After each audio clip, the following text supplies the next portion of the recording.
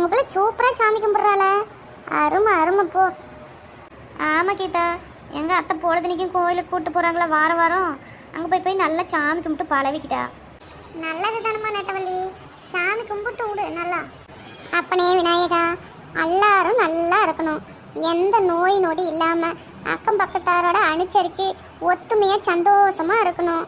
இனிய தமிழ் புத்தாண்டு வாழ்த்துக்கள் அனைவருக்கும். வினை தீர்ப்பான் விநாயகன். அப்பனே விநாயகா, பிள்ளையாரப்பா, கணேசா, எல்லாரும் நல்லா இருக்கணும், நானும் நல்லா இருக்கணும்.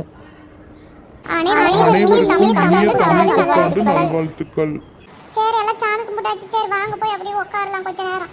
நெட்டவள்ளி ஒன்று பாப்பாவை தூக்கி போவோம். ஏங்க போய் பாப்பாவை தூக்கிட்டு வாங்க, நாங்கள் அப்படி போய் நெவலில் உட்காந்துட்டு இருக்கிறோம். ஏட்டி பிள்ளைய வாங்கடி, அந்த அக்காவே தூக்க மாட்டாம சிரமப்பட்டு தூக்கிட்டு வராங்க. நீ நல்லா கையை வீசிக்கிட்டு நடந்துக்கிட்டு இருக்கிற ஜாலியா?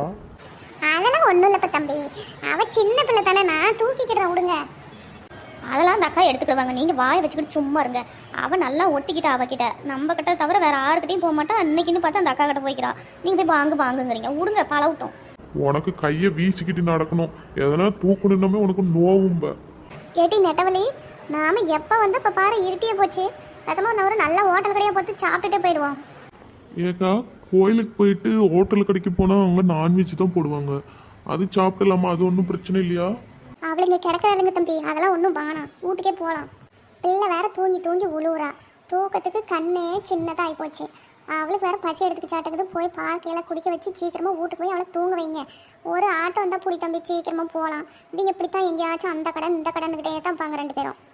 எக்கா நீங்கள் என்னக்கா சும்மா, அது நம்ம தான் சாமி கும்பிட்டுட்டு வந்துட்டோம்ல, இனிமேல் சாப்பிட்டா என்ன பண்ணுது, என்ன சாப்பிட வேணாம் அப்படி இப்படிங்கிறீங்க.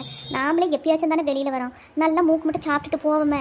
அதெல்லாம் சாமி ஒன்றும் சொல்ல மாட்டார்.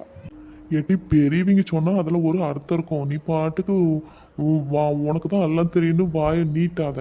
அவங்க சொல்கிறது கேளு. அதுக்கு தான் நானே சந்தேகமாக்குதுன்னு அந்த அக்கா கிட்ட கேட்டேன். கோயிலுக்கு போயிட்டு யாரும் நான்வெஜ் சாப்பிட மாட்டாங்க பார்த்துக்க, வீட்டில் போய் சாப்பிடு. நாளைக்கு உனக்கு என்ன வேணுமோ வாங்கி தாரேன்.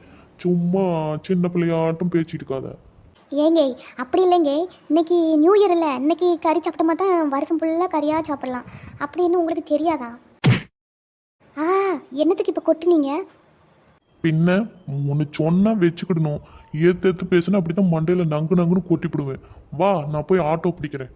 ஆளை பாரு ஆளை, வாயில் சொன்னால் கேட்டுக்கிட போகிறேன், அதுக்கு மண்டையிலேயே கொட்டுறது. நல்லா கையை மாட்டம் வச்சுக்கிட்டு நங்குன்னு கொட்டிவிட்டாரு. இன்னும் வீங்கிடுமா என்னமோ தெரியல. ஆமாப்பா, நீ சீக்கிரமாக போய் ஆட்டோ எங்கன்னா கிடைக்க பாரு, இருக்க நேரம் ஆகிக்கிட்டே இருக்குது. சரிக்கா, நான் போய் பார்க்குறேன். இருந்துச்சுன்னா கூட்டிகிட்டு வரேன், நீங்கள் இங்கேயே நில்லுங்க பத்திரமா.